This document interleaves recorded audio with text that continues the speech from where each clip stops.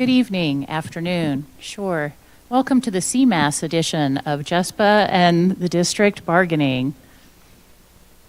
We'll start with introductions and go around. My name is Darcy Hassler, and I'm the JESPA bargaining chair. I'm a paraprofessional at Betty Adams Elementary. My name is Vicki Flores. I'm JESPA staff. Tiffany Beestrom, paraeducator at Sobeski and building rep. Brandon Rude, dispatch manager. Mike Hins, Director of Fleet Services. Hello, I am Mark Strelo, Director of Custodial Services. Amanda Perazio, Chief Human Resources Officer. Katie Jeter, Director of Resources for Food Service. Tanya Lopez, Director of Professional Learning. Jessica Goodkin, Director of Special Education. Sue Ann Holly, Director for Early Learning. Nikki Saunders, Health Aide at Seacrest Elementary. Sarah Smith, preschool at Betty Adams, and I'm president of the preschool JCPK. Xander Kashub, JESPA president and food service worker. All right, so the agenda I have has the district bringing a couple articles, JESPA bringing a couple articles, caucus, bring some language back. I don't know what order. Historically, you guys have gone first, if you're comfortable with that. Absolutely. So we have 4 articles to bring to you this evening, and I'm pretty sure they're the ones that I emailed you on Friday. So Article 2, Article 9, Article 4, and Article 16. We did not get 12 quite ready, but we'll have that one ready for next week. And we will be bringing the recognition article, and 15. We are going to have to put a pin in 5, and we will do 6 after caucus. In that order, would you like to do recognition 15, then 6 after caucus? Perfect. I'm just going to adjust the agenda for us. That'd be great.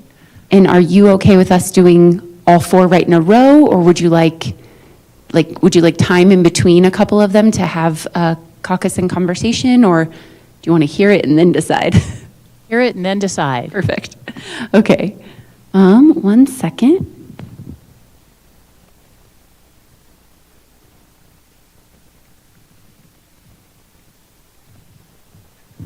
Okay, perfect. So we'll go ahead and with Article 2, I am going to present. This one is going to be super quick and painless. I will tell you that we have, because we've gotten so far into the colors, I have a version that just has a highlight on what is changed, and so I'm going to present that one so you can see the highlight, but please know if you'd prefer to have the one without the highlight, I have that document to share with you. It just is highlighting our notes so that we don't forget what to tell you that we adjusted. And so Article 2, obviously the first adjustment is simply changing it to the Jeffco Hotel version and today's date. We have agreed to everything so far that has been proposed throughout the beginning of this article. Everything is agreed to, everything is agreed to.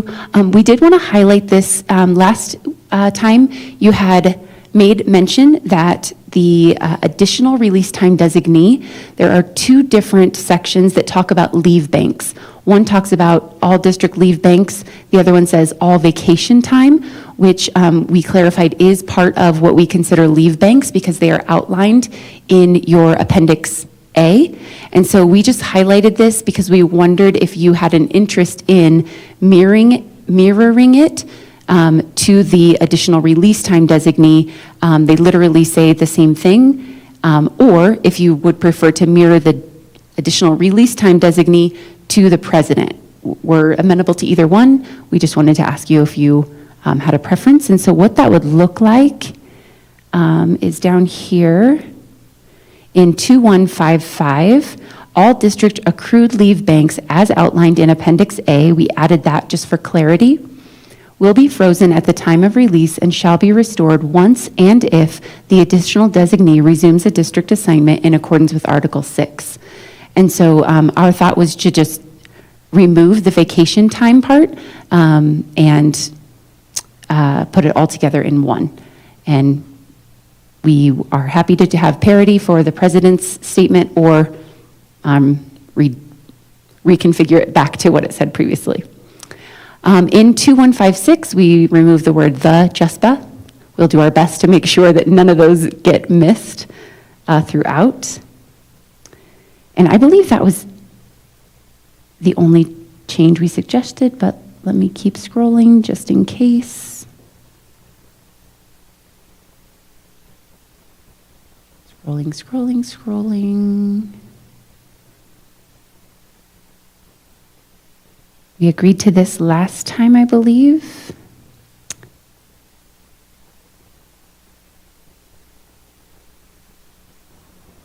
And that as well. So yeah, that was literally the only change that we had in this article, and we have agreed to all other proposed language previously provided by the JESPA team.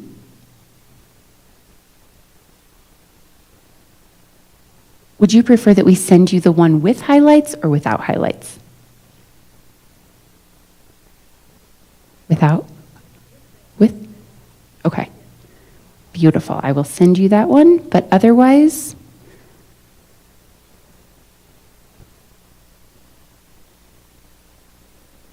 that is it.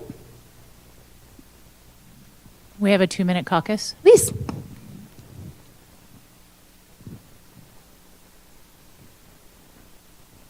Do you want to pause us for just a quick second? Thank you. We'll be right back, everyone who's watching.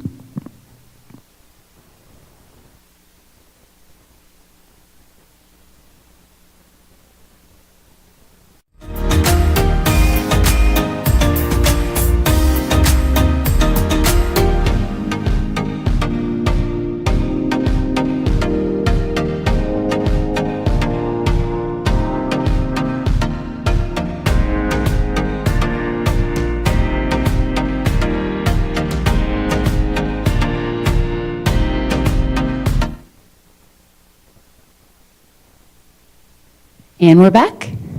Thank you.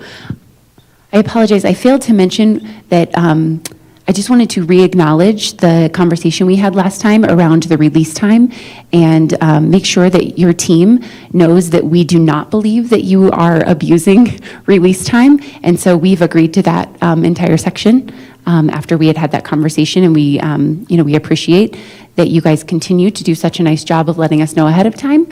And we would in very rare situations, would we ever not be inclined to agree to that. So just wanted to acknowledge that. I'm getting a red light on my microphone.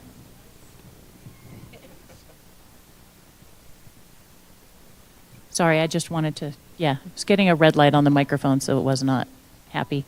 Could you please show the screen on what you just talked about?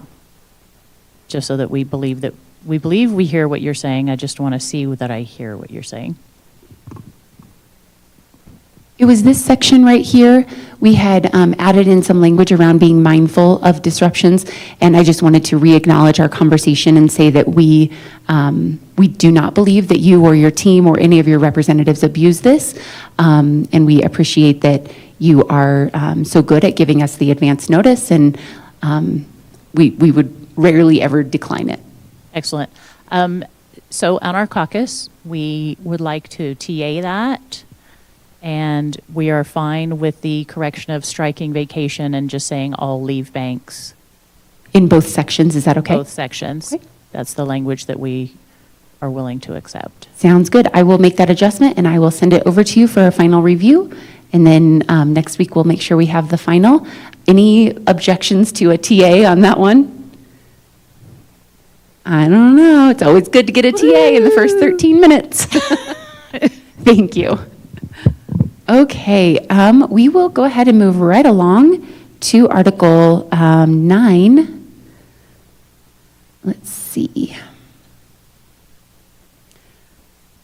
Article 9. These highlights are really important because this is a very colorful article at this point. Okay, so again, we have modified the name of the article to Jeffco Hotel. And we've agreed to everything at the beginning. This is the evaluation article for those of you who are observing either in the audience or at home or from your workplace. Let's see. Thank you for pointing out on our district website that it says the 15th. We have noted that and left it in here as the 15th.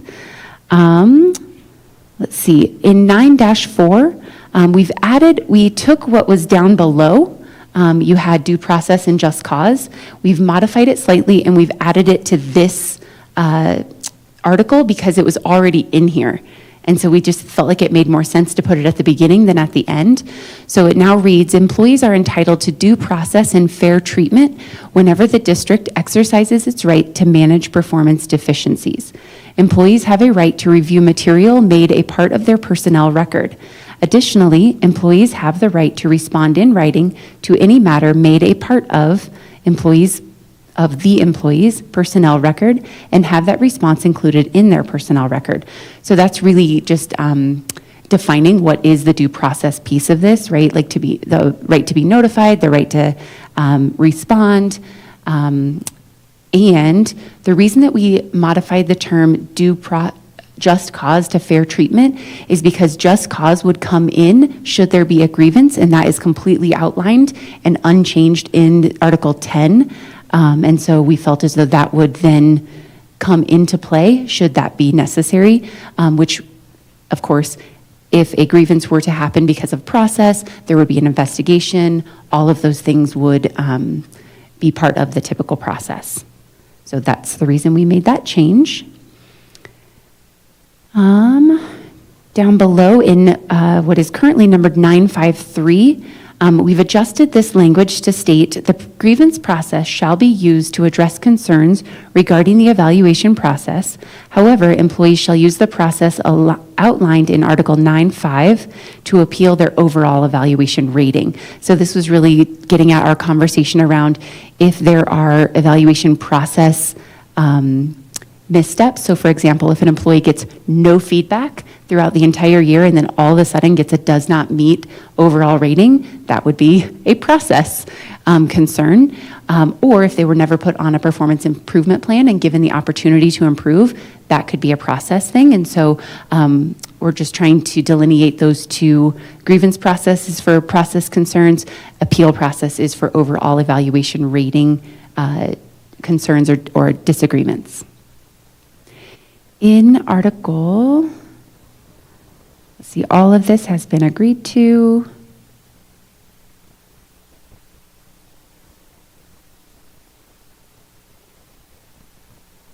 Oh, and this strikeout with this highlight was the one that I just read that we moved up to 9.4 to again make it at the beginning and make it and tie it together with what was already written.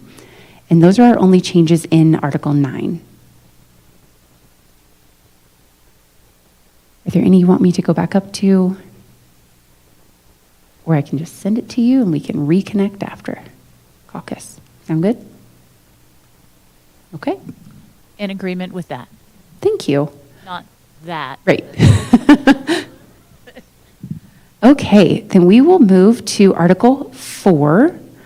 Article 4 is the work assignments article for those of you who are watching at home or in the audience. Every time I click on the window I want to share, it never brings it up. It's so annoying. Okay.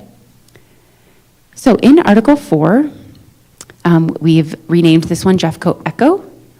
We've agreed to most of the language at the beginning.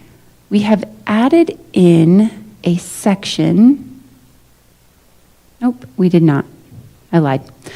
We have added in the words on 4212, the district shall notify all employees in the job classification of the vacancy.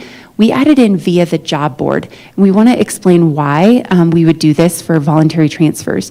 There are some positions that, as we've discussed, a voluntary transfer would be somebody wanting to shift positions in the same job code. And sometimes those positions are not in the same department or at the same school. So for example, a paraprofessional or a paraeducator, they work all across the district at all 139 sites.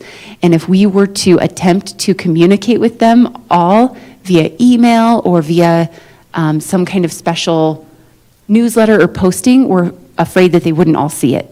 And so instead, we would like to suggest that that be done via the job board, whether it be in custodial services, food nutrition services, transportation, so that any employee would have access to it. And what that would allow us to do is to consider voluntary transfers first before external candidates, even though technically, potentially everyone could apply, but we would only look at voluntary transfers for those first 5 days. And if there were no voluntary transfer requests by submitting interest via the job board or written requests to the hiring manager as outlined here, then we would move forward with the hiring process. One of our concerns was if we were to post it on a custodial job board, for example, just like within the custodial services newsletter, some might see it, some might not. Nobody might respond, so that's 5 days. Then we might have to post it for internal only, potentially. That's another 5 days for promotions. Then if we didn't get any interested, then we'd have to post it external for another 5 days. We fear that it would increase the time that we were trying to fill this position. So we felt like if we did it all on the job board right at the beginning, and then we use this language to support the hiring manager in how they consider applicants, that would make more sense. So just talking through how that makes sense, or how that made sense to us. In 4213, the supervisor may review staffing levels, performance concerns, incidents of misconduct, and operational needs prior to approving a voluntary transfer request.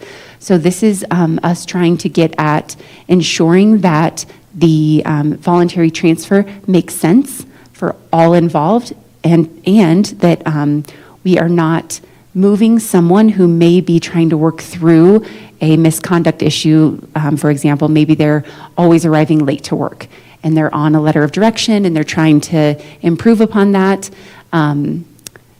unless the position they're going to is closer to their home and might help that.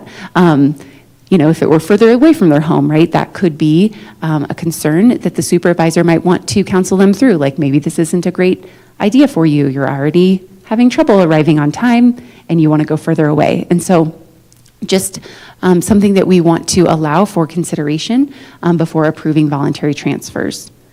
In 4214, if multiple employees request a voluntary transfer to the same position, the competitive process outlined in this article will be followed and the candidate with the most seniority will have priority consideration. So this is us trying to get to some compromise language that ensures that the seniority is taken into consideration that you have requested in your counter proposal.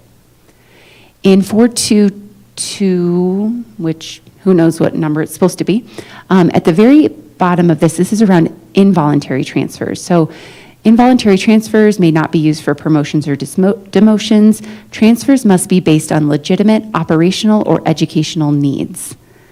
So we wanted to put that in there around trying to get to what does arbitrary and capricious really mean. And so we were trying to clarify what that might mean in an involuntary transfer situation. In currently numbered 423, this is when multiple vacancies are filled through administrative transfers, the district must solicit employee preferences for location. So we discussed that this is likely in the case of a school closure or some other kind of operational shift.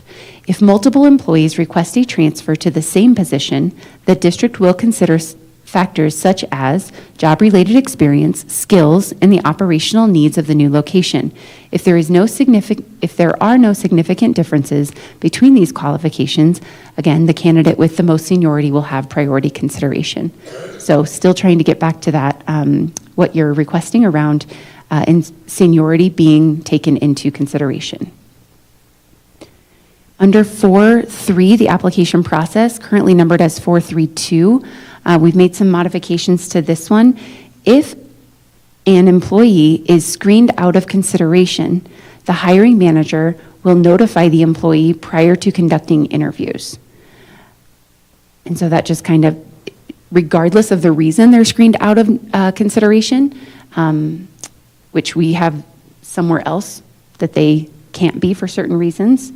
We're just trying to clarify that language. In 442, we removed the word final because we felt like this all would make sense in just the selection process. So the hiring manager, with input from the selection committee, will determine the tools that will be used for the selection process, instead of having pre-screening and final and just overall selection process. Additionally, in this same section, we added in some language that states the selection committee will determine the number of applicants to interview based on those who meet the minimum qualifications outlined in the job description. And then the rest of that states the agreed upon selection tools will be applied equally to all applicants. So the reason that we are suggesting this counter-proposed language is because imagine if 20 people applied and they all met the minimum qualifications. Interviewing 20 people is a lot for that committee. And so as a selection committee, we feel as though they should have the ability to say, okay, all of this group of people, these 10 people, have 5 or more years of experience. These people have less experience, even though they have the experience. So let's take these people into consideration first. And so that's where we're trying to strike that balance between interviewing everybody and the interview committee actually honing in on candidates who have the minimum qualifications that and other qualifications that they have determined together through their selection tool process, identification process. In 4431, we're trying to still strike a balance on this being pertinent information and also confidential information. So we have counter-proposed the statement, employee evaluations and corrective action instead of discipline, documentation are not to be shared with the selection committee. So we acknowledge that sometimes a hiring manager may be privy to this information. They may receive this information in some way or another, and we acknowledge that they should not be sharing it with the selection committee because that is confidential and part of the individual's personnel file if they are a current employee, of course.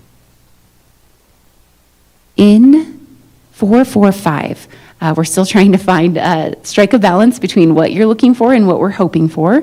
If no significant differences, which we know compelling and significant, still a little subjective, differences are found between top candidates in qualifications, assessments, interviews, or references, internal candidates will be preferred, with priority consideration given to the candidate with the most seniority. So trying to get at all of those things that we're looking for as we compare internal candidates who might have equal qualifications for the same position. In currently numbered 447, a JESPA representative may request and review a hiring/bid folder within 5 workdays of a perceived violation of the hiring process. Example, failure to notify the employee in advance, failure to offer an interview, or the hiring of another candidate by contacting Human Resources who oversees the process. I thought we had agreed to that, so I'm a little surprised it's highlighted, but I feel like we may have added in the examples.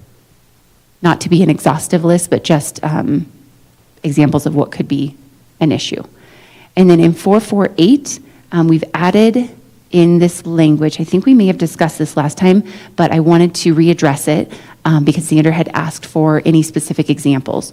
So a procedural or technical violation of this article's terms will not invalidate, reverse, or undo the hiring process or decision made under it. So for example, if the hiring manager isn't able to get a hold of the candidate before they screen them out, right? One of the things they're supposed to do is call them before moving forward in the interview, but if they can't get a hold of them, they can't discuss with them, that could technically be considered a violation.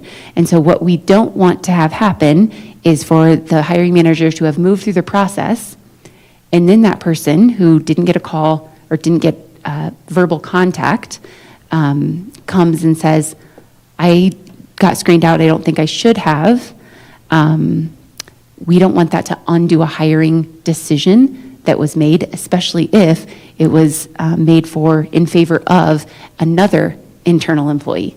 And so we just want to be careful with a request to reverse a hiring decision when we have somebody new potentially in a role that they have been qualified for through the hiring process. Under probationary period, we've agreed to the modifications of that language. In 464, this is around the section around duties assigned. We've agreed to that first statement. I think that might have been new last time, but I could be wrong.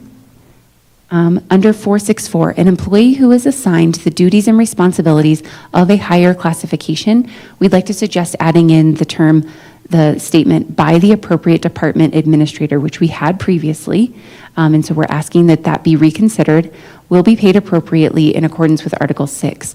So what we want to avoid is an employee assigning themselves those duties and then asking to be paid for them. And we don't think that happens very often, but also part of an administrator's responsibility is to assign duties.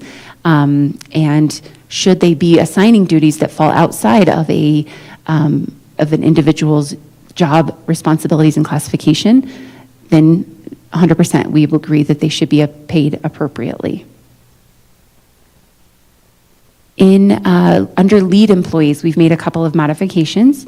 In 466, leads may provide guidance to employees as part of their role in offering clarification of expectation. This reinforces not supposed to be here. My apologies. It's just supposed to say clarification of expectations. It doesn't say of reinforce expectations. That sounds funny.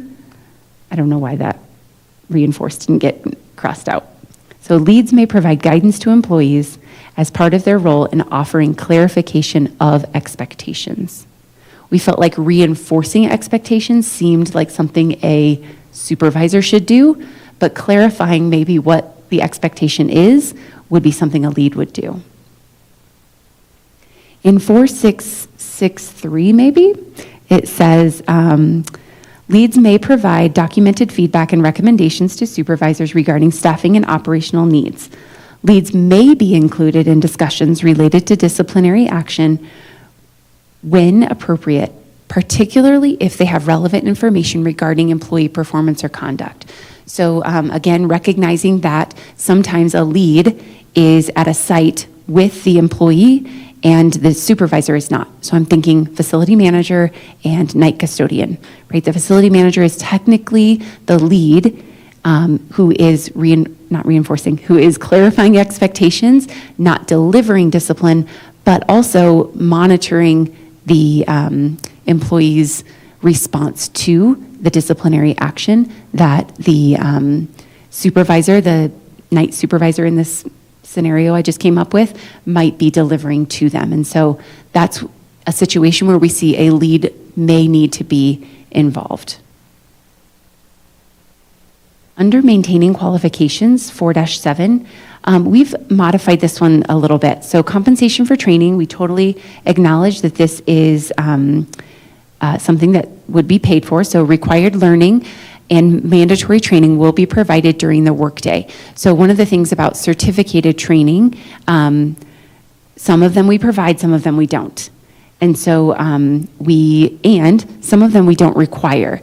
And so if it is required for the job, for the person's job, for example, to become a bus driver, you have to have a CDL. We would call that required or mandatory training because you can't do it unless you have it. And so we don't feel as though that certificated training needs to be in there.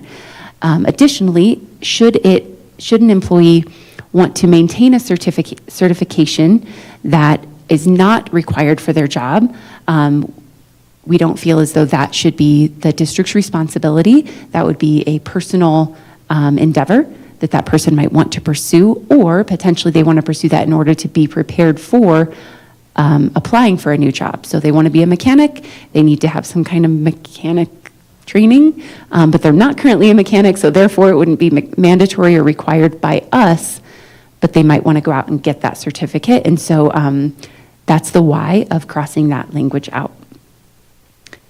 In 473, we've crossed this language out because we put it somewhere else. Oh, sorry, it's down below. We have reverted to previous language. This is around attending medical appointments. So we have reverted to some previous language on 4732, which is in current CBA language, and it's crossed out above and then re-put in here so that you can see that we have asked to reconsider this. If an employee is required to go to a medical appointment approved and directed by the district to secure qualifications, the employee will be paid at their normal rate of pay. I feel like this is regardless of the time. So if the medical appointment is during the day, they're going to get paid. If the medical appointment is after hours, they're going to get paid their normal rate of pay. There's no qualifier in here around time, and so I think that that would cover either situation. I believe that is it. That is it. That was a lot more than I had anticipated.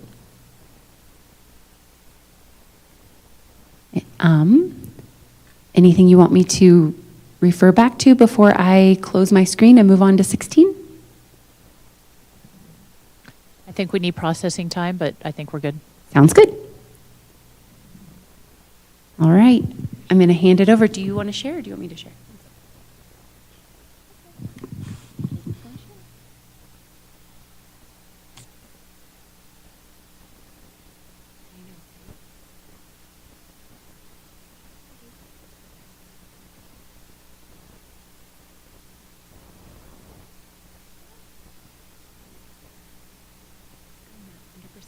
Increase it to 200%, and then if you like go away, so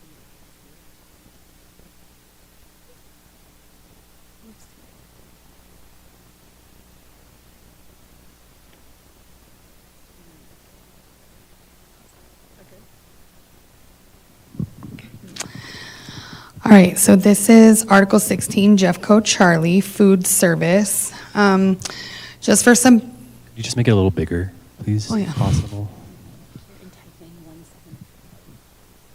sorry, 200 was too big. Just want to make sure people in the audience can read. How's that? Does that look good? Okay, no problem. All right, so Article 16, Jeffco Charlie, this is food service. And just for a little bit of background information, food service does like the term professional standards. You know, it aligns with the USDA's website, which has a specific section for food service professionals. Professional standards that we're required to train on, adhered to every year. Professional standards are a key provision of the Healthy Hunger Free Kids Act, and so they've been tailored by position, the number of hours that are required annually. So just want to kind of throw that out there as we talk through the first couple and we address these standards. So 16-1-1, food and nutrition services will follow USDA's required professional standards for all school nutrition service professionals to ensure high-quality food preparation and food safety.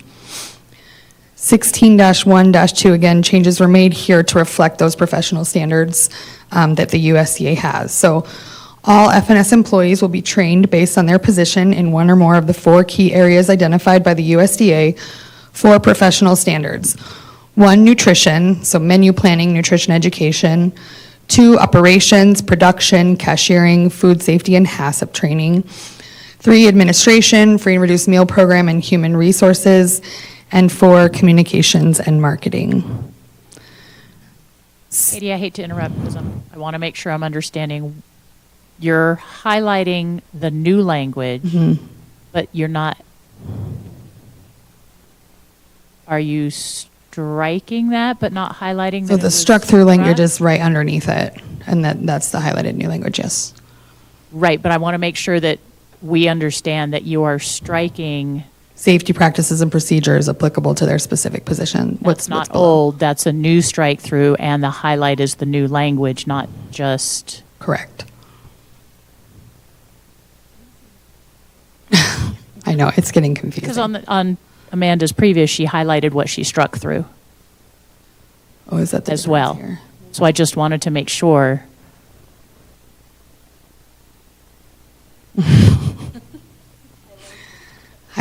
Currently highlighted are the changes, and then the strike through you'll see not highlighted in this version. But we can do what we need to do to make it consistent before we send it to you. I- And I'll just try to read it to you, what we're proposing. Okay. All right, 16-1-3, a list of the available FNS professional standards topics will be posted annually on the Food and Nutrition Services website. We did strike through language regarding sharing with employees because it will be on the website and our employees do have access to that.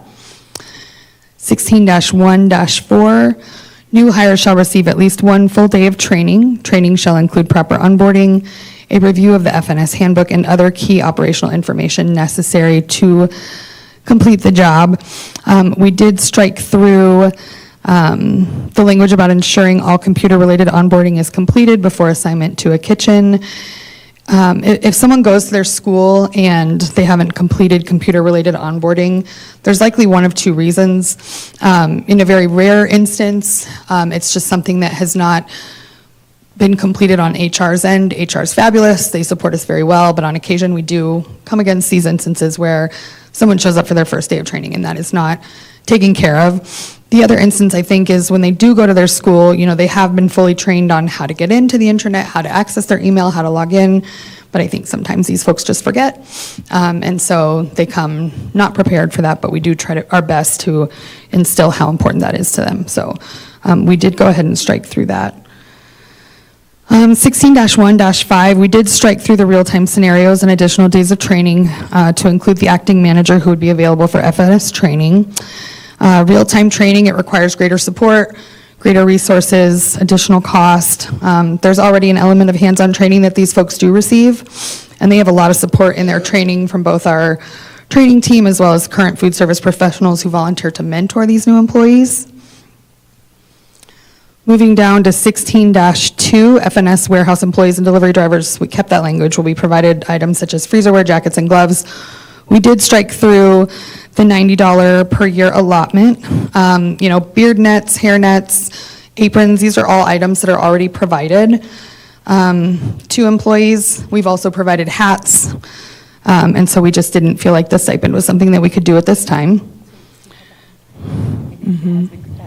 That's what they're talking about, okay. 16-3-2, we struck through kitchen staff will not be required or pressured to sell prepackaged a la carte. Just wanted to reiterate, no one is pressured to sell a la carte. The terminology we use in food service is offered.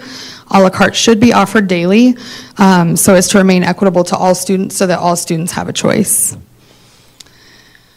16-3, FNS staff may be available to support school community events, including but not limited to back to school night and other related district events. We just changed the will be available to may, simply because we can't guarantee that food service professionals will be available after hours, and so we just wanted to make that small change. But we certainly always offer up the opportunity for them to participate in those events. 16-4-1, meals per labor hour. We did strike through this section on staffing ratios based on scratch cooking industry standards. Meals per labor hour are a tool that we use when looking at our overall operations, our menus. We do it about this time of the year. We staff according to these guidelines every year, and it's important that food service leadership retains the right to do so based on our operational needs. Moving down, 16-5, we agree with changes to MEQ thresholds being negotiated. There is a small change, it's not highlighted, but in 16-6, beginning with the August 16th pay cycle, that's just a change to reflect the accuracy of the pay cycles. 16-7, environmental impacts. We did strike through 16-7-1 about reinstating lunch counts. Lunch counts can be problematic at elementary schools. They might change their minds. What sounds good to them at 8 a.m. might not sound good to them at 11 a.m., or maybe they show up for lunch and their best friend gets this and they want that instead. In food service, we do believe in good customer service. We believe that a child should be able to change their mind, and a lunch count would eliminate that potential for them. Additionally, it's also more workload for teachers, and so we wanted to be cognizant of that. 16-7- what would now be 1, we kept FNS shall follow district sustainability policies, but things like recycling and composting, those are site-level functions, and FNS isn't responsible for whether each site chooses to participate in those things, so we did strike that language. And then 16-8, scratch cooking, we have struck through all of this language. We have a lot of schools where scratch cooking would not even be feasible based on our facilities, based on our equipment, and so we just didn't feel like this was something we could commit to. And that's it for 16.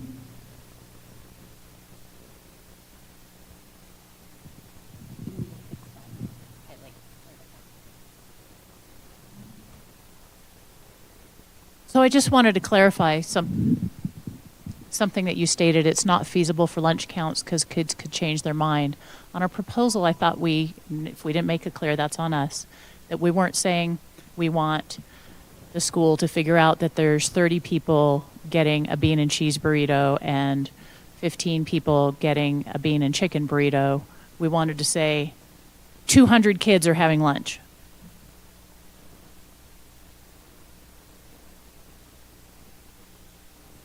I mean, I read it as let me go down to it.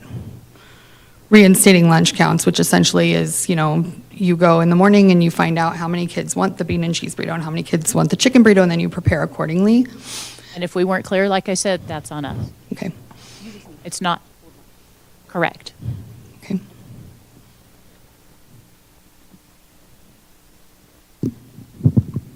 And then I had a question on 16.4.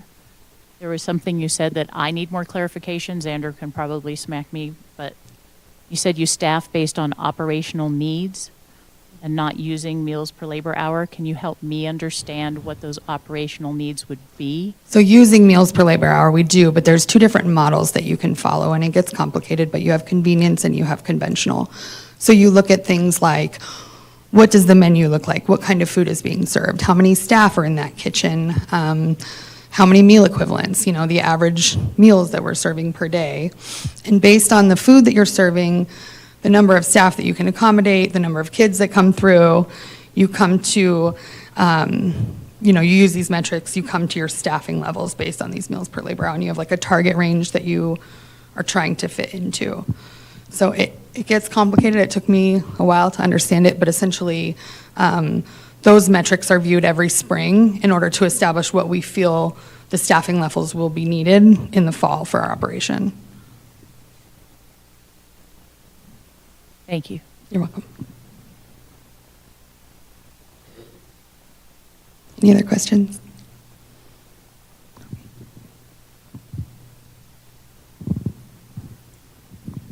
Can I just ask a quick question? I'm going to go back to Article 4 for a second. There was a section we considered putting in around the order at which positions are filled, and we wondered if you had a belief in the approach in which we would fill a position. Would you consider a voluntary transfer before a promotion?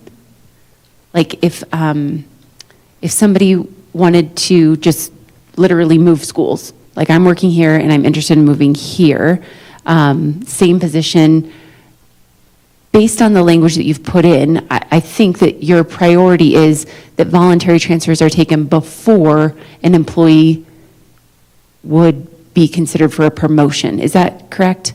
Okay, thank you. I just wanted to make sure that I wasn't misunderstanding, because I think that you also have an interest in providing promotional opportunities for employees within your bargaining unit. I just wanted to make sure I didn't misunderstand that. Thank you.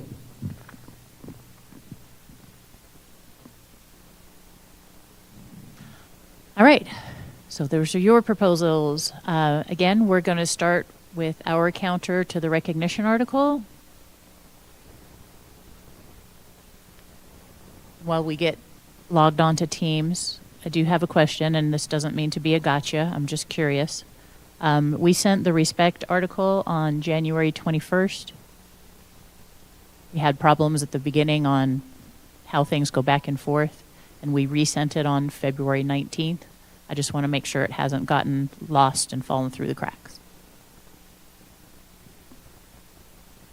I could be crazy, but I thought that we had presented that article back, but we suggested putting it with article something. We suggested putting it at the top of another article. I just can't remember which one. I will find it though, and I will address that question in just one moment. Okay, I just want to make sure we didn't confuse it with the recognition article that kind of went with 2. Yeah, no, I remember we had said something about putting the respect article, and maybe it was that we had suggested putting it at the top of 10, corrective action, because we read a lot of it was around like the supervisor employees relationship, but you have obviously since that time counter proposed Article 10, and you did not agree to that language at the beginning. But I'm going to need to look back, and I will absolutely do so and get back to you ASAP. And again, I just want to make sure that we're Yeah, thank you for not losing asking. anything. 100%. I don't want to miss it. Just got to find it. Fair enough. Just, note to self, right?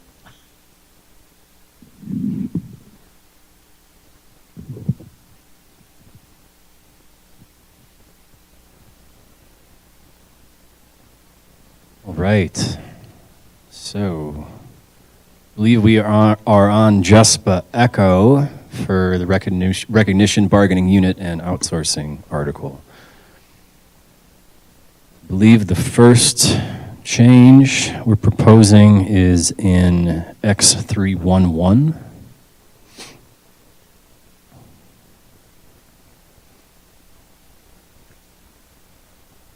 Yep.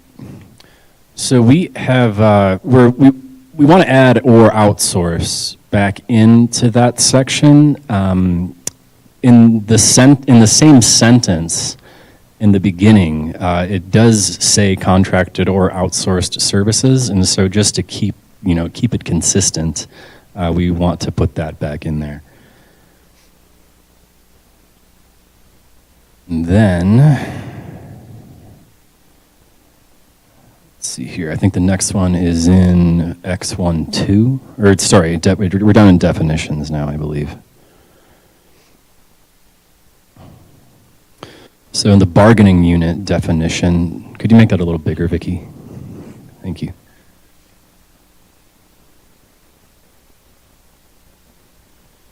We are striking self-funded department employees, as well as emergency dispatchers and the word seasonal from that definition.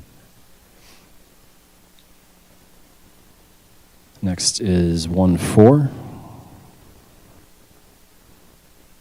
which is the definition for seasonal employee. We're wanting to strike that. We kind of were talking about this for a while, trying to figure out what the definition of seasonal is versus temporary. We think, seasonal would be would be like somebody working over the summertime, right? That's currently employed by the district. And there was some conflict there with temporary. We think temporary is different than seasonal. It got confusing. So we're just proposing striking that, keeping the definition of temporary in there instead. Yeah, and I think, Xander, just to note, I think that you had said last time the word seasonal work is in the temporary employee definition, and so you didn't think it needed to be redefined. Understandable. Yeah. I believe that is it.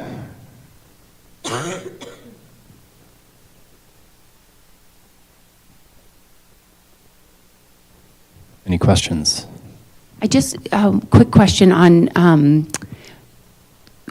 how do you see dispatchers and armed personnel as different? If you could enlighten us. Right. I mean, I think that's honestly a question for Brandon. I know that we've kind of been back and forth on our armed personnel confidential? How are we why are we including any of these people in these definitions? And I guess that's a question for Brandon. Why did you include dispatch in your last proposal? And we just want to keep the conversation going.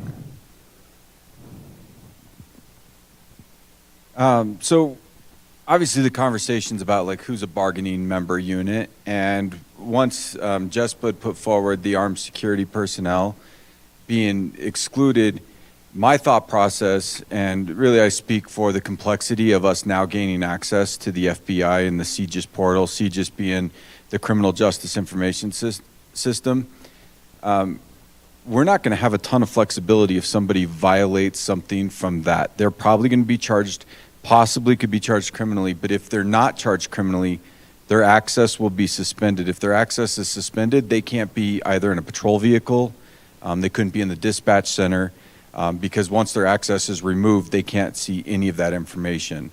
And so I think that's a little bit of the complexity with the access that we have recently been granted by the FBI.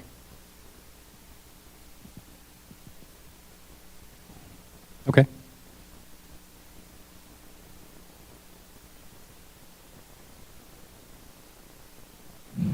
Any more questions?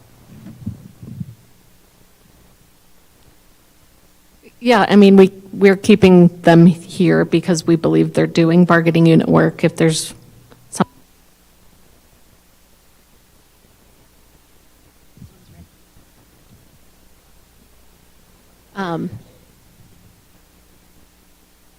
If they do something that violates a policy or the law, I think in terms of just cause, you'd have cause to terminate, just like any employee. So I'm not sure that particular argument would work to exclude them from the entire contract, but open to conversation. For now, it's struck, but.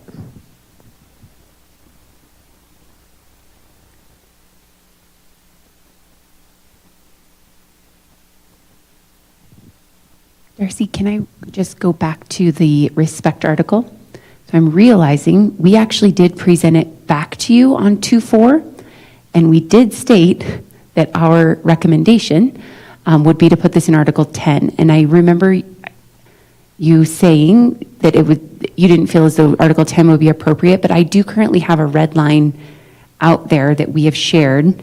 I can send it to you again, and obviously now that Article 10 is TA'd, that might not make sense to put it in Article 10, but perhaps it belongs with the recognition article or even the preamble, something like that.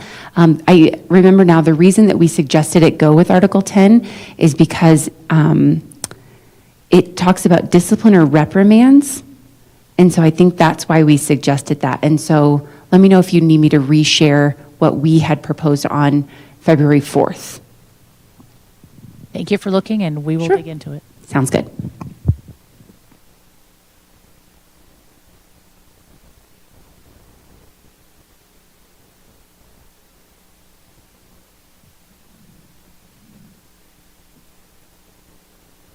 Okay, well, we pull up Article 15 for Sarah to present, our counter.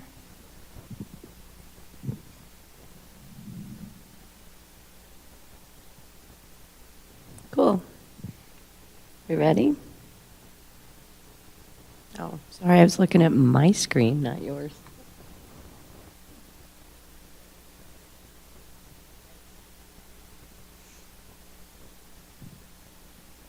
All right, Article 15, JESPA Echo. The first is 1542.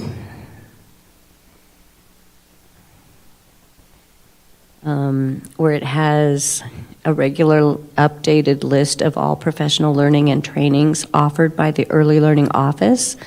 We added to the CDE licensed educator will be made available to the ECIP/ECI.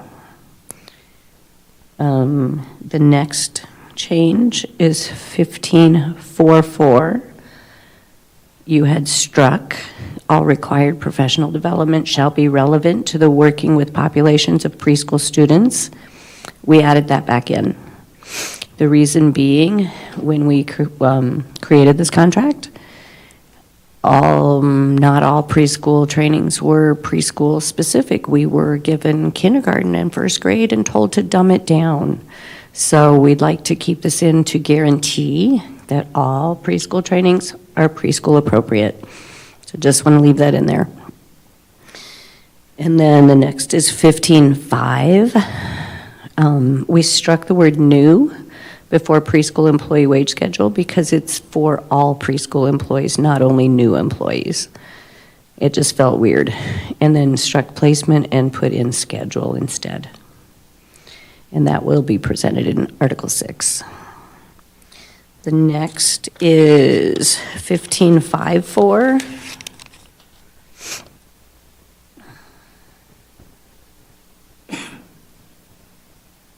Wait. It's the very last one under 15.522, so it's the last 15.5.4, yeah. You struck through differential pay. We added it back in with the change to be, instead of the percentage of the sub-paid, we changed it to time and a half, the regular rate of pay when they are with children. So I forgot to put that in there, but yeah, contact hours at the time and a half regular rate of pay. And we did that because according to the survey that we did, ECIPs are stepping in to do additional work and responsibilities when there is a substitute in the classroom. Questions? Sarah, what does it mean when there is a substitute CDE? When the licensed teacher is out and the ECIP is there with a substitute. What's the CDE part mean? Colorado Department of Education. Oh, The I'm licensed. sorry. So I would never call it that. That's why I'm like, what does that mean? Where Okay, I that's see it, helpful. so, A yeah. licensed substitute, so it's replacing the licensed teacher. And then would you be amenable if we were to accept the language on relevant to preschool for, would you be amenable to it saying professional learning instead of professional development? I think so, maybe. Only because in the previous one, it said professional learning, and I just wanted to make sure we were Yeah, consistent. the one that was struck and put back in, changed that to learning is fine, but I figured want so. it back in. And then Dr. Lopez has a question as well. So just the background of what we were thinking there Mhm. is that there's professional learning that is offered that may be about like maybe leadership or different responsibilities, and those are not specific to preschool. And I wouldn't want to preclude preschool educators from taking those courses. And so Those are not required, right? I mean, no, but I want to make sure that we're not, that if we're offering something, that we're not precluding, the intent there was not to preclude you from being able to take other professional learning. But you're saying, I want to make sure I understand, you're saying you want to make sure that the professional learning that is offered for or Required is professional specific learning. to, and I just want to make sure that we find some language that doesn't also preclude you from other professional learning that's offered for elementary educators as Up well. above, there is where we can request training. I have to find where it is. So you're able to request, but I also want to make sure that if we're offering professional learning for like a school, that's an elementary education, that you have access to that as well. That some things are specific, to preschool, but I also want to make sure that you have access to and are able to attend, and that we're not like shortening the list of things that we want to offer to you. Yeah, I wanted to add on to that. So for example, there's as preschool is becoming more inclusive in the school, we have really worked hard with other departments, as you have too, around when there's training offered PK through. So for example, there's professional learning that's offered not by our department, that's about de-escalation strategies. And so now they're saying that's open to PK through. And so then when you're requesting that from your administrator, we want them to be able to say, like, this is relevant, all people can take this session. It might not be required. Another example is our ed tech department. We've been working with them, and they're offering a session and paying for guest teachers, and they opened that up to preschool through second grade teachers, that they can be included in that. It's not required, but they're open. that we're looking at it as like the PK2 learning. So I would agree with Tanya, like just making sure. I think I see what you're saying though. If you're saying that it is required. That's exactly what I'm saying. For preschool educators. That it is That it's preschool relevant. Any other trainings, learnings that you want to take, have at it. Go team, yay. I'm gonna play whatever. So if we're creating required optional professional learning for all employees, right? So we're creating. What is required optional? Or like a required comma, optional, mandatory. So that we're clearly communicating to employees, to their supervisors, what's available, and we want to make those available. And so we've had conversations on the professional learning committee about the necessity of also making sure that we're offering under this required umbrella, like technology courses that could be open to all, like maybe people who fall under like a para educator, ISP, paraprofessional who serve, now I've lost all my letters. There's so many letters. But so to making sure that just because it's offered for a paraprofessional, I want to make sure that that one might be required too, but it could be for all educators who serve in an elementary school. I hear what you're saying. Okay. So in my mind, preschool teachers need technology. So that does pertain to a preschooler. Are you okay De-escalation. with taking it with with Darcy? Yeah, I mean, training is training. I can take it with whoever. Okay. Great, put it in your counter. Yeah, knock it out of the park. Just wanna That's lovely. Clarify that we're finding language. I think we know what each other wants. Any other questions? Okay, go team. Yes and yes.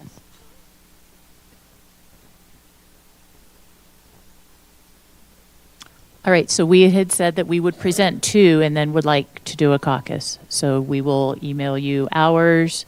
Ditto. We'll fix up yours, email back. What time would you like to return?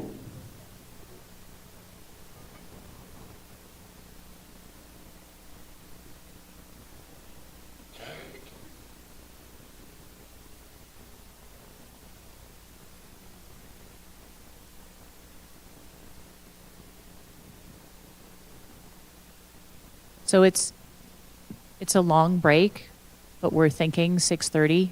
Okay. That works, because our dinner, not everyone Tanya doesn't have an office here. But that's totally fine because our dinner comes at 5:45 anyway. So we'll do caucus and dinner together. I assume your dinner might come within that time frame-ish? Correct. Okay, that sounds great. We will plan to be back here at 6:30, and we will work on counter proposals of the articles you presented this evening as well. Excellent. Thank you. Thank you.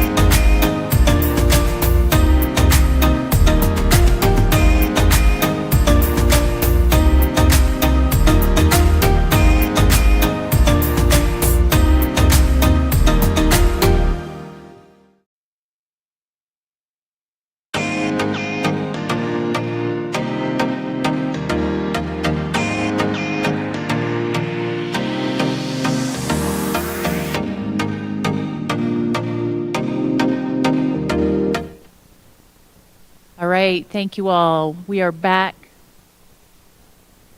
Thank you all. We are back to it. And before we present 6, we didn't know if you had anything that you wanted to counter. Happy to. We have prepared Article something. Oh, I'm sorry, I was looking for a number. The new recognition article, we have that ready to counter. I also wanted to draw your attention to something in Article 2 that we missed before we TA'd it this evening. So if it's okay, I will just show you that really quickly for, oh dear, it's really big. So that you are aware of what we are looking at. Let me, this one. So Amanda, our labor relations manager, was working on the final document, and she found a statement about the orientation that sounded funny, and so she asked me about it. And so this is what it previously says in the online orientation, the district's online orientation. And so we don't do online orientation anymore, we just do orientation. Technically, it's in person. And so it just says the district must include a JESPA-produced video, orientation video in the presentation. So I'll show you what it previously said in, oh dear, one of the Article 2s. This is JESPA. In Article 2, the one we presented tonight, which was hotel, it said this. Orientation.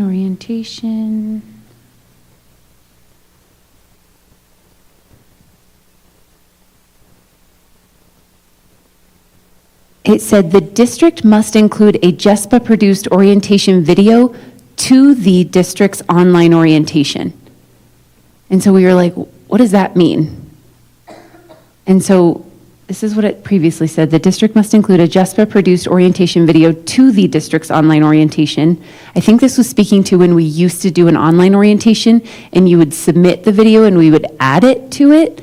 But now that we're doing in-person, we just have this suggestion of changing it to this language. Yeah, we didn't strike it, I think, because we couldn't find it, but we thought maybe it still existed if people are onboarding and doing their paperwork and going through the steps. Does that site still exist, and should that still have the website? But now that we do have in-person, we go in person for the most part. Right. I could see using a video if we were not able to be there, but Oh, I'm sorry. I thought they still showed the video that you produced at the orientation. I never stay that long. I'm sorry. you should watch. It's really good. I know. Thunder does a great I've seen job. the videos, but I thought that the whole point was you're here and they show the video, but Nope. you're saying that those are only available in the online version. JESPA tends to, we've only done it in person. We would provide a video maybe if we couldn't be there, but not both. It was too time consuming, I think, when there were both.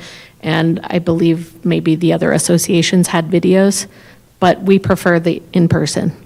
Got it. Okay. So we didn't want to scratch this if there is online. Perfect. That folks go through, because what we're hearing is that a lot of people still haven't heard or been invited to orientation. So we'd prefer that they're invited and get to come to in-person, but in the event that there's an online version that exists, that okay. we'd have a video there. If it does not exist, then we would want to change this language slightly. Okay. Or either way, we might want to, I think we'd want to change this to TA. Yeah. Okay. So either like whatever language makes sense, we're amenable to, even if we just change the word to the online orientation to in the online orientation, because it's the wrong preposition. It just sounds weird, but either way. So we'll send that back to you so that you can see. And so I wanted to share that, and then I will move to, which article did I just say? The recognition article. I just got to find it on all of the millions of tabs I have open. It's 9.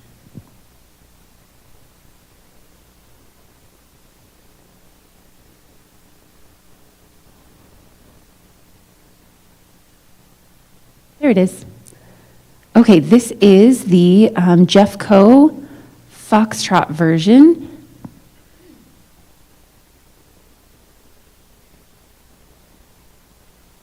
Of the recognition, bargaining unit, and outsourcing article. So we have, I've again highlighted the changes we made. We found 3 instances of it saying the JESPA.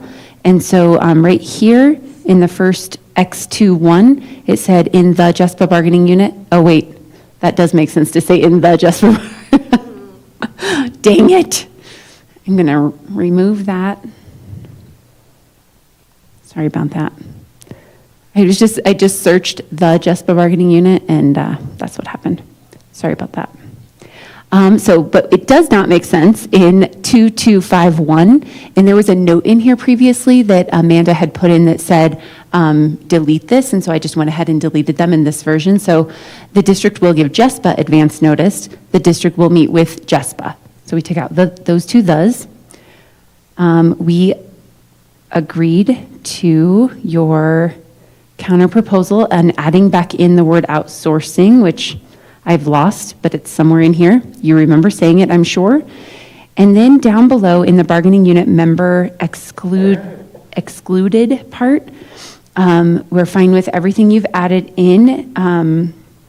We'd like to counter propose the following. So currently it says substitute employees, confidential employees, tuition-based program personnel.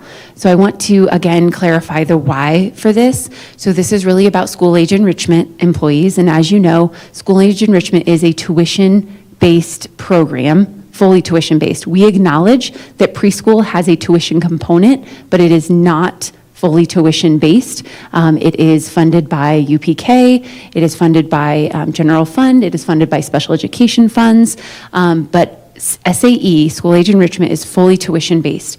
And while we do follow the JESPA bargaining unit for the majority of the situations that might come up, it is the guarantees that exist within it that we might not always be able to agree to, such as consistency in the salary increases or hazard pay, certain things that might qualify for these employees, but unfortunately, because of the fluctuations in enrollment, we cannot guarantee these employees' employment, first of all, year over year, nor can we guarantee them all of the things that are guaranteed as part of the JESPA bargaining unit members. So that's the why behind that.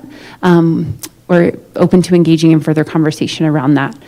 We have added back in emergency dispatchers. I believe that Brandon provided some deeper explanation offline to the why. As a reminder, these people have access to pretty sensitive information, and should they misuse that information in any way, because of the nature of the information that they have access to with regard to background checks and criminal history, et cetera, we would not be able to provide them due process. It would be like an immediate termination.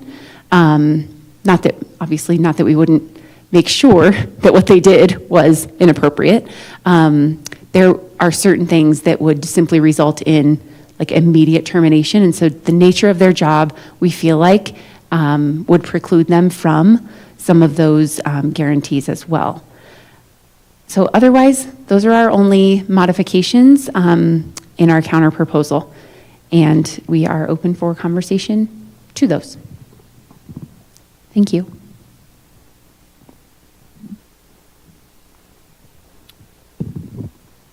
Just one question. The tuition-based program personnel, you believe SAE is the only group that would fall under this category? We do. We actually went through all of the employees who aren't considered part of a bargaining unit in Jeffco, and the majority of them are either like seasonal, meaning they are AP proctors or game workers or substitutes, which we've already talked about. Substitutes are not guaranteed employment in Jeffco.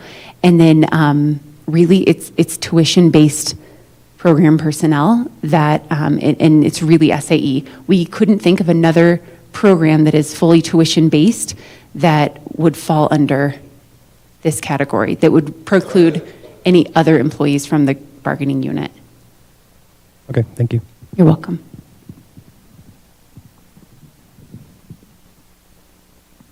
That's all, Darcy. Okay, great. Thank you. Actually, I'm sorry, can I address something in Article 15? So most of Article 15 we're okay with. We are trying to figure out the differential pay. We acknowledge that an ECIP, especially because of their knowledge, background, skill, connections with kids and families, that they often will step up in times of the absence of their licensed teacher that they work directly with. And we 100% get that, and we know that they should be compensated for that. We also believe they should not necessarily be asked to do that. And if they are asked to do that, we're trying to strike that balance between they should not be asked to do something outside of the responsibilities of their role, as it talks about in other parts of the agreement, and that they do sometimes, and they are sometimes asked to by their own principal. So we're trying to figure out how to work through that language to balance those two things. So we'll work on that and bring that back to you next Tuesday for sure. Okay, great. Thank you. All right, so we're going to jump right into Article 6, compensation.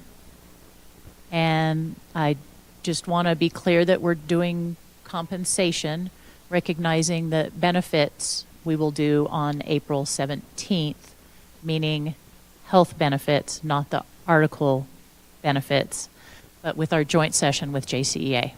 So this will be just compensation. We're saving the health insurance portions for our joint session.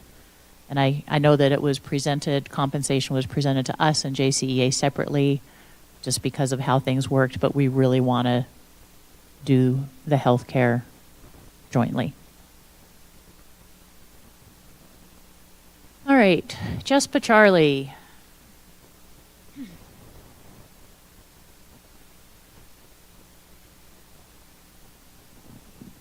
(614) You had struck skills and abilities and put in essential duties and responsibilities, and we would like to go back to the original language of skills and abilities in 1.4 as well as 1.5. To 617. Whoops, big scroll. Striking contingent upon negotiations for the wages, because the language we are proposing is adding steps 9 and 10 to the wage schedule, knowing that there's some new funding that has come through that was not previously known. So that's why we're putting 9 and 10, not 9, 10, and 11, 9 and 10 back to the wage schedule. 6.110 and 6.111 going back to the original language. And again, we want to be clear on 6.110 too, that proration is an option, meaning employee choice.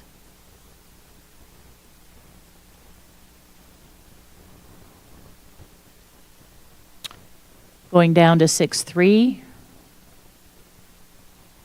Striking the sentence, differential and hazard pay are not applied together as time reporting for the same hours worked, because there could be times when they do overlap based on what our definitions of differential and hazard are.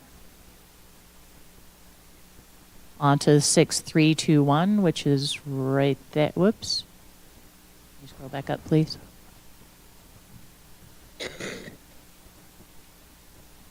Right. So the differential pay, sorry, 6321, you were right, Xander. Hazard pay, striking the limiting factors on ESPs, not just custodial facilities and Department of School Safety. So again, striking employees in these departments. But further defining what that hazard is. And number 1, when outdoor work is required, cannot be postponed, and the ambient temperature, including wind chill, is below 16 degrees Fahrenheit. Mark, we couldn't find anything from the National Weather Service where it said 0. If you would like to send us that information, we're happy to look at it, but we dug far and wide. And it's true that OSHA and everybody else doesn't list anything specific. So adding number 2, schools are temporarily closed due to weather or natural disaster. And we put the temporary closed due to weather to be in alignment with our custodial article so that they match.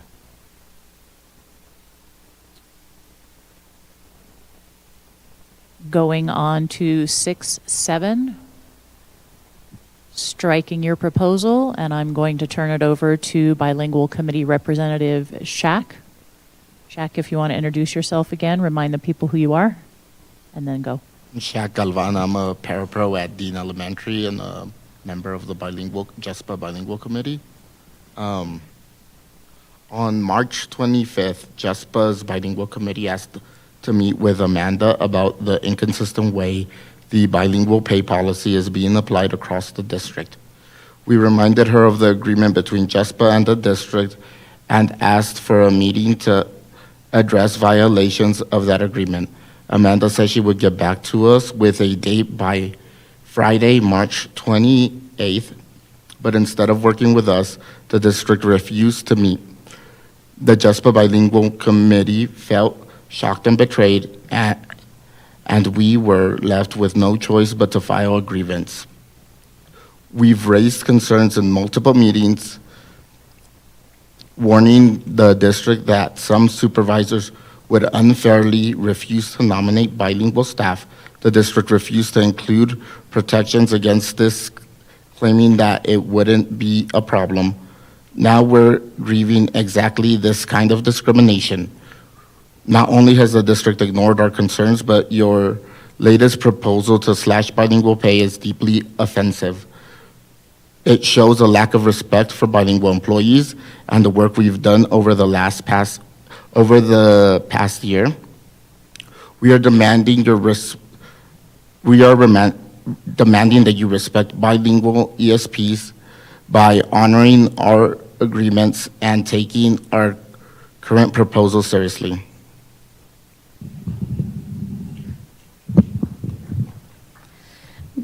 Before I get to what the language is in the proposal, I just want to discuss a little bit about the grievance. We believe agreements have been made in good faith and that the district seemed to want to honor those.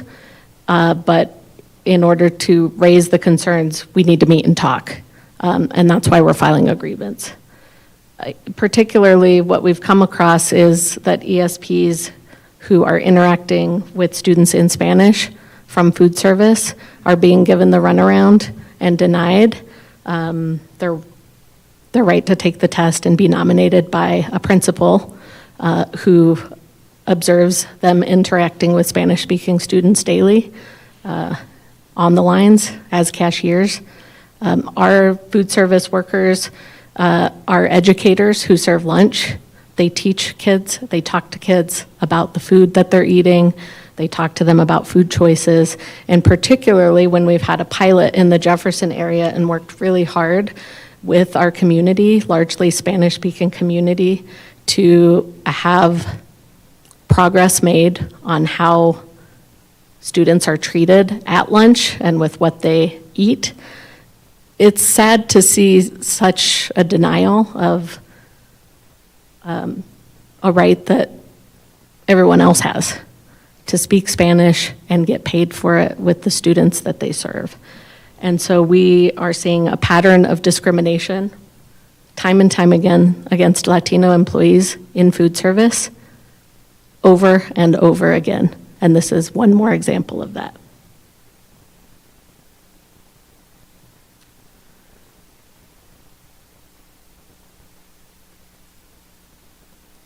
So, to address the hostile work environment which exists in food and nutrition services, we've continually tried to raise concerns about the pattern, and the district has failed to take meaningful action on this. Now, we did believe we made progress on how the bilingual pay would work, and that's why this is so disappointing, the refusal to meet and talk about this. As far as the proposal, so we'll file this grievance to the Food and Nutrition Services Department, and we expect that you all would work with us to solve this issue. In terms of the language in the grievance, or in the bargaining, the Article 6, we've largely put back in our proposal, accepting some of the language around who interprets during corrective action, but largely striking through this language and adding back in some of our original language.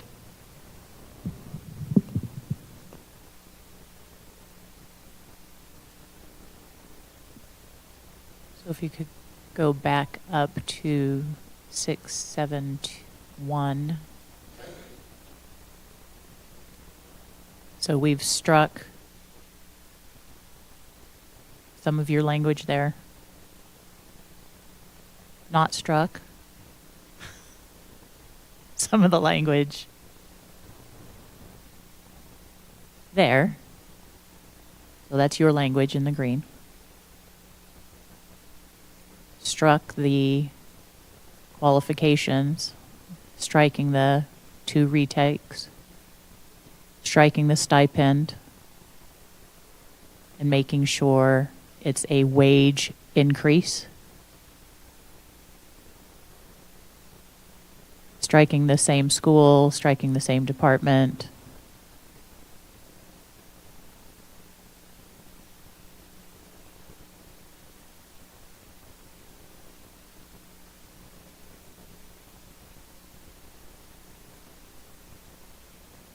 New language, ESPs who are bilingual and facilitate communication in another language with students, family members, community members, coworkers, vendors, and/or other stakeholders will receive a 15% wage increase to their JESPA negotiated wage increases upon proof that, I don't know, we have wage increases there twice. Sorry, when I read it, you can read it 14 times and then you say it and then it pops out.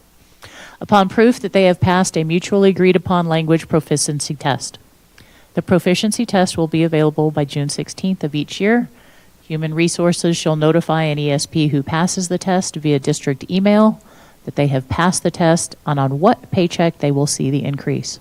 Once an ESP has qualified for bilingual pay, and it cannot be rescinded under any circumstances. Bilingual pay increases will be paid for by the district and not school or departmental budgets. New language on 672, JESPA and the district agree to create a bilingual committee for ESPs. The committee shall consist of the district department heads of Human Resources, Labor Relations, and CLDE, as well as bilingual ESPs appointed by JESPA. The first goal of this committee is to design and ensure the implementation of a test that is equitable for all ESPs.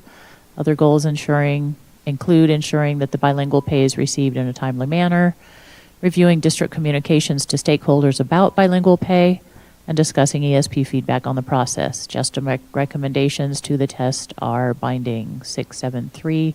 And I believe some of this it should look familiar. It was original. The test shall be one oral test that also reflects the spoken language of local stakeholders. The test shall consist only of scenarios that reflect school-based experiences relative to the ESP taking the test. Any ESP can take a bilingual test at any time. The test will be available to all ESPs on the Jeffco Public Schools website. How to access the test will be communicated to current ESPs and new hires. 674, ESPs who have not passed the test but are still being called upon to communicate during their workday will have an opportunity to appeal.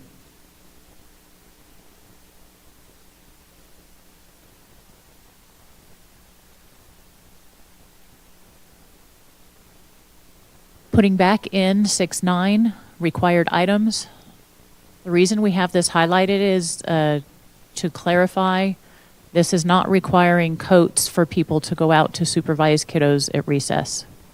So we have a comment on the side. I'll read it and then read the comment. The district shall provide the necessary supplies, equipment, cleaning items, and personal protective equipment required to perform the job.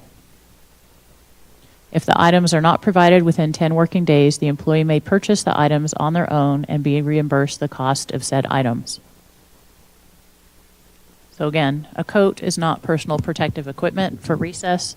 What we're referring to is employees providing their own cleaning supplies, vomit bags, paper towels, sanitizing or disinfecting wipes, masks, gloves, hair nets, beard nets, etc. So that's in a comment of what we will send over there.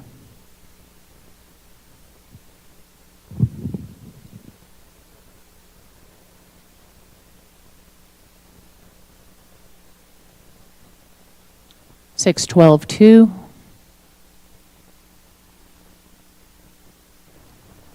So under pay during canceled workdays, that moved to early release 6.13.2 should be struck in parentheses down there. And then 6.13, compensation during, we changed the title. We crossed out delayed starts and early release days and renamed it weather and emergency late starts or early release days. Had a question there. The district used to have early release days for PD. Our question is the early release day for weather related, like if there's a storm coming in? Because sometimes that is what we thought you were talking about, not standard training early release days. Lately, it has been because of outages. So Green Mountain High School was released twice in a row, 2 days in a row for electrical outages that could not be fixed immediately. And then for any safety concerns, there may also be an emergency early release. But you are correct. Our community does not, has indicated through surveys that they do not support the early release as much as they would support a late start, even though they technically don't love that either. And we just wanted to clarify, so we're thinking that emergency early release day covers that, but again, we wanted to be clear on our language that we're on the same. All right, 6.13.1, in the event of a weather or emergency related late start, parentheses 2-hour delay, all non-essential ESP personnel will report to work 2 hours later than regular scheduled start time. So this is back to our original language, but we're trying to clarify that it's the regular scheduled start time because there seemed to be some confusion, so we wanted to provide that clarity. But it is back at original language. Scheduled start time and receive 2 hours of miscellaneous paid time and regular scheduled hours for the remainder of the workday. Essential personnel, as defined by a department supervisor or school principal, will report to work at the regular, again, we added the word scheduled reporting time and work the regularly scheduled hours and receive 2 hours of miscellaneous leave. 6.13.2 wanted to just, again, mirror the language, but now instead of the late start 2-hour delay, the emergency early release day. So the wording here, in the event of a weather or emergency related early release day, all non-essential ESP personnel shall be released from work at the time of the early release and shall receive their full regular daily pay, including miscellaneous paid time equivalent to any hours not worked due to the early release. Essential personnel, as defined by a department supervisor or school principal, shall remain at work as needed to ensure safety and continuity of critical operations. Essential personnel who work beyond the early release time shall receive their regular pay, plus be granted additional miscellaneous paid time for the time of early release to the end of shift. So that is what your language proposal is. Again, we just changed it into paragraph form to mirror what was above, but that is your language that we condensed and put in there. So then we struck through 6.13.1, delayed start, definition, 6 turn, all of that essential and non-exempt and non-essential personnel, as well as the early release.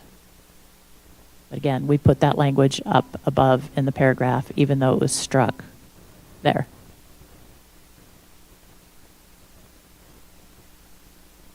$615.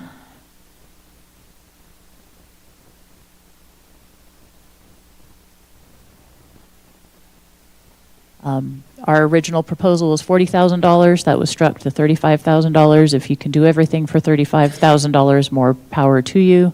We think it'll be closer to 40, which is why we put the 40,000. The district will provide $40,000 annual to custodial staff for the purpose of purchasing protective clothing.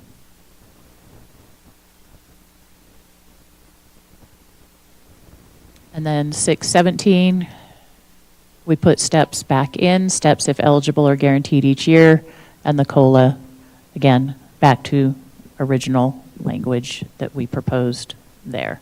I guess it's not original language, back to our original proposal there.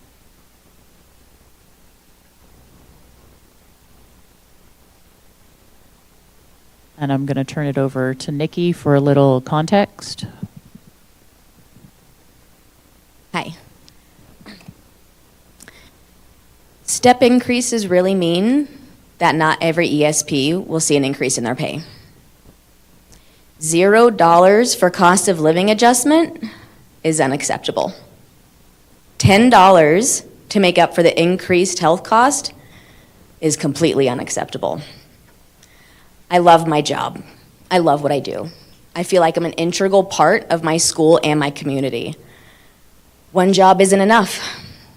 I have 3 dependent children at home. I have 1 in college. And unlike many ESPs, I had to get a second job. So that means I'm home less. And now I have to cancel my health insurance. On top of that, my therapy that I worked so hard for the last 2 years because of all the stuff going on in my house that was so instrumental in helping me get back on my feet, I have to stop that. I have to hope that I can be healthy enough to make it for my kids for day-to-day, everyday things. I can barely keep my household running. And now I have to lose my insurance on top of that. My plan was just under $50 a month. Now it's being increased to $150 or more, not including your $10 stipend. I can't afford my health insurance. I can't do it.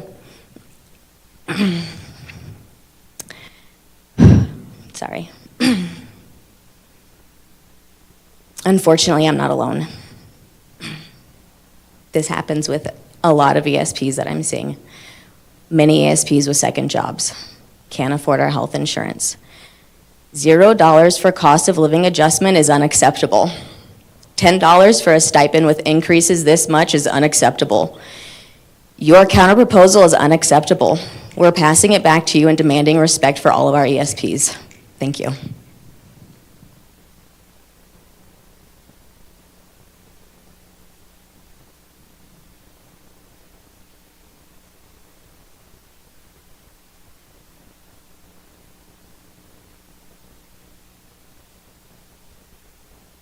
Darcy, I assume I can go ahead? Yes. Thank you.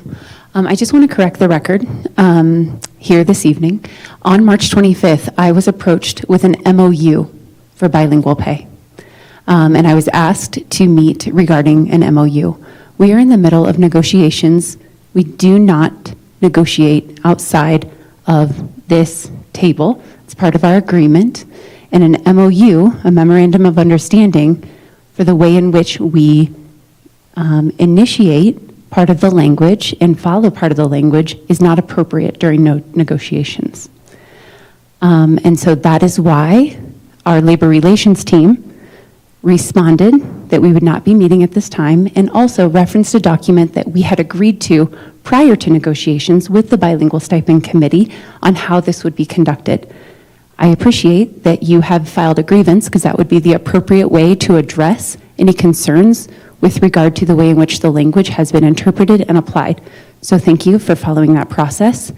And I acknowledge the frustration that has been shared tonight. Additionally, I just want to re-ground us in an agreement that we made at the beginning of the year, of the negotiation season. And that was that we would create a positive culture of trust, respect, and collaboration. And one of the things that we said we would do is be hard on issues and not on people. And when we call people out at the table by name, it's disrespectful and it's hard on people, not on issues. So obviously I'm a chief in this district. I've worked in this district for 20 years and I am the scapegoat right now, and that's okay. And I will take that because I am a strong person, but I just wanted to remind us that that is an important norm that we have agreed to. I feel like I've showed up here at this table and respected you. I apologize for the way in which sometimes that doesn't feel like respect because of the language that we are presenting, but that is not my intent at all. And so, yeah, it's just really important to me that we all remember that that is one of our norms that we've agreed to.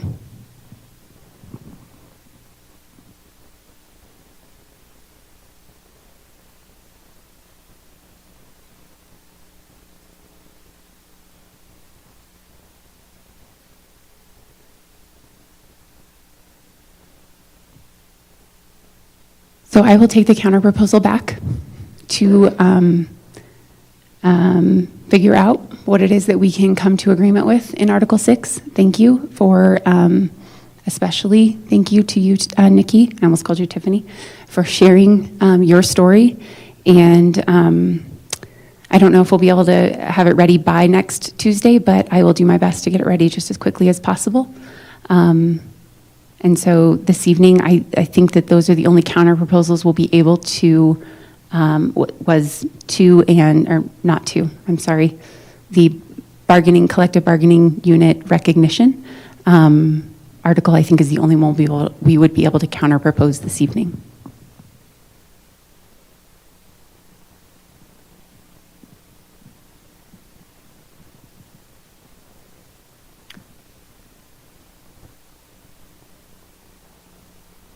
So should we work on agenda and joint communication? Sure.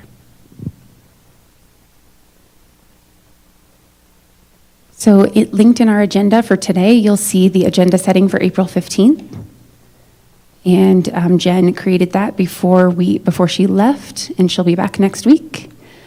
She has listed here 10 to 4, but I have on my calendar 8 to 4. Do you have 8 to 4? You have 10 to 4. Whoops. I wondered why they started the caucus room so late. All right, we'll see you at 10 to 4 then next Tuesday. So do you know which proposals you would like to counter? I do. Of course, if I could see it, it would be great.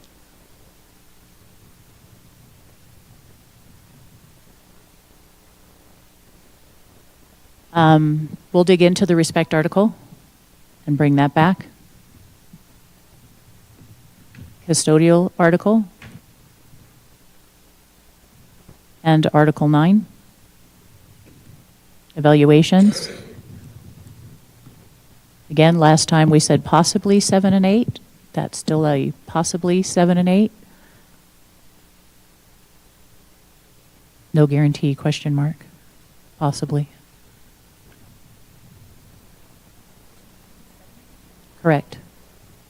So respect article, new custodial article, and Article 9 evaluations for sure, and possibly 7 and 8 benefits and leaves. Perfect. Thank you. We will work to bring back for sure 12, 13, and 15. So 12 is grievances, 13 is transportation, 15 is preschool, and I'll definitely have those 3, and if we are able to get to any additional, I will make sure I email you, like I did last week, to tell you what we'll have available. Excellent. Were you able to get the TA printed for 2? And no is an acceptable answer. I can print it except for that one sentence. Did you want to talk about that one sentence here, the orientation sentence? Orientation video. Yeah. I just don't know what to, we have some suggestions we could say. I don't want to, Jennifer did, she's watching and did say that we don't have an online, like it's not part of onboarding right now. That's not to say it might never be part of onboarding. So if we can figure out something that is like neutral to say, that would be helpful. Like even if we said in person or online orientation, or online orientation, just so that we don't prevent you from including it, should there ever be that option again. Going back to that, right?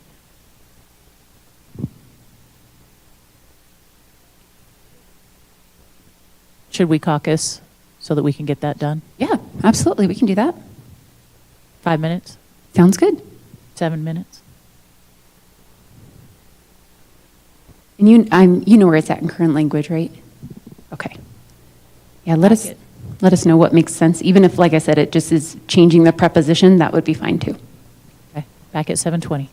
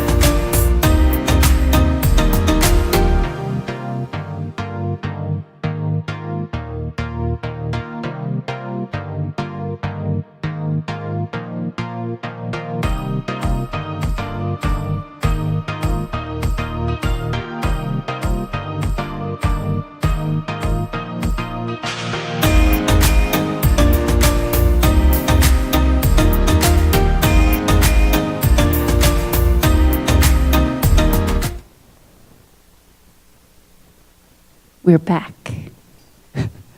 Sorry, you didn't see the thumbs up. Sorry, I was deep in my computer.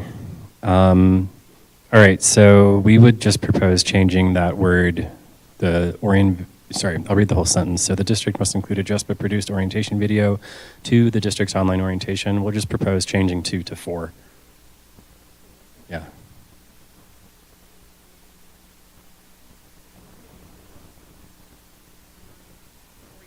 Yeah. Yep, then we're all set.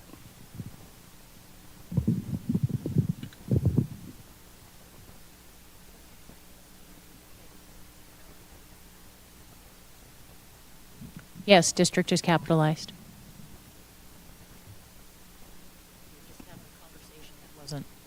I just meant in current language, was it? Sorry. Who knows if it actually is supposed to be?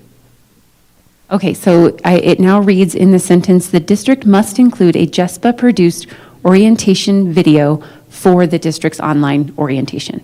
Perfect. All right, then I will get that all printed. Thank you. Hurrah. Except it doesn't have the fun lines at the top that have our signature lines, but that's okay. Okay, 2 TAs on March 25th, 1 TA on April 1st, 1 TA on April 8th. Maybe we can pick it up to 2 TAs again on the 15th. I agree.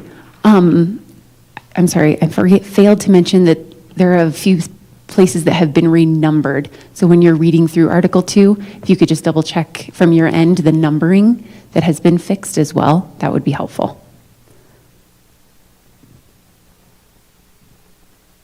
We're moving right along in TAs. I think I counted yesterday that we have 20 left, and now there's only 19 left. Maybe you counted more. Tiffany's like, oh, that's not good. It is good. We're on our way. Yeah, well, when we get into leaves and stuff, that affects appendixes, so I don't know if we're adding those.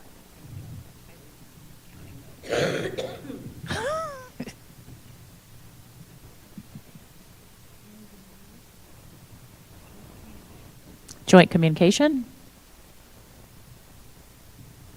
I think I have mostly everything, so I will attempt to put it up on the screen.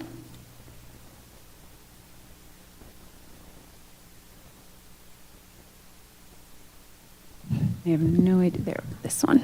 I just want to address really quickly that attempting to reach an MOU in writing has happened a lot of times during bargaining because this contract doesn't go into effect till next year, and there are current agreements that the committee was trying to get so that there would be very clear mutual understanding.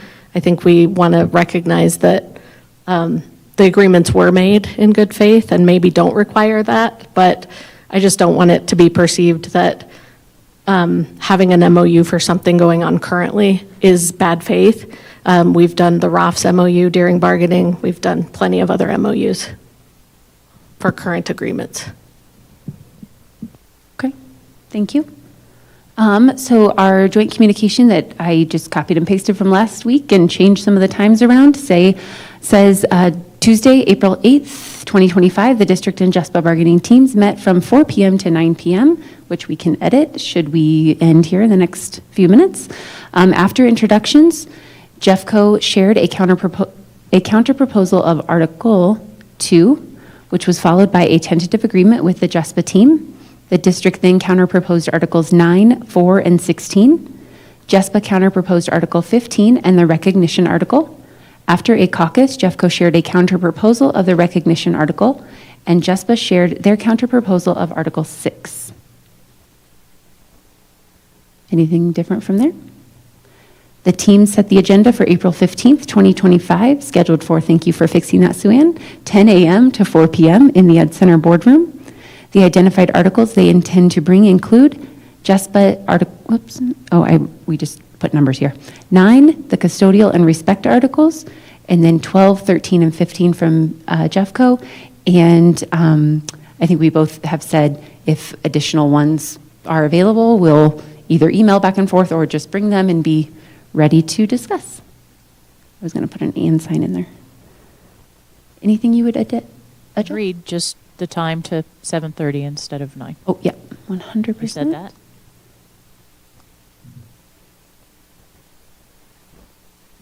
Okay. All right. Just informationally, not that it's a big deal, but starting at 10, I will be CMAS proctoring. I will come as soon as my kiddos are done. Next Tuesday? Next Tuesday. Sounds good. It's not a problem. Good luck to all the children. They're doing great.